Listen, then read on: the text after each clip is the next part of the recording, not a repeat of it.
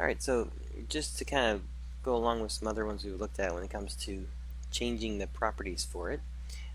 Actually, we'll start with no cameras in the scene.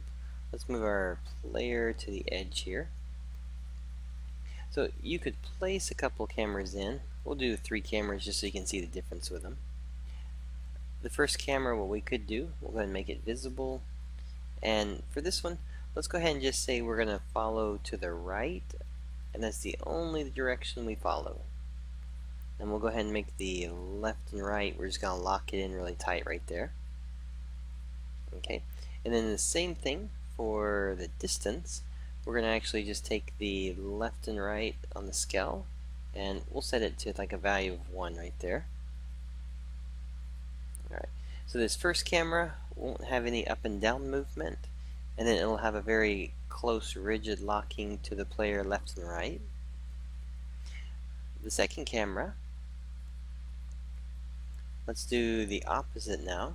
Let's actually say it doesn't follow left and right at all, it only follows up and down.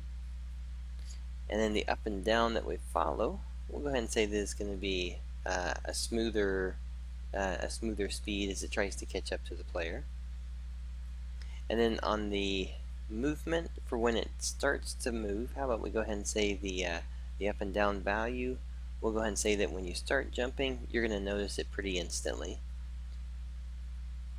Alright, and then let's make sure the visibility was on. There we go. And then the last one, let's actually do the opposite of all of them here. We're going to actually turn off the camera.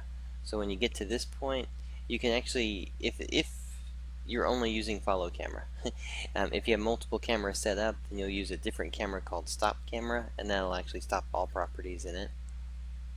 Alright, so now we have 3 different camera states. They're all the same tile type, but they're just going to trigger it differently. So again, this one, if you remember, was only going to move to the right.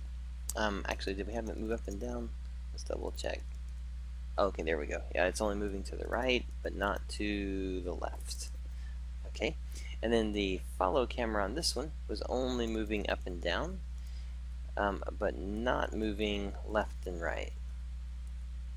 Okay, and then the last camera doesn't move at all.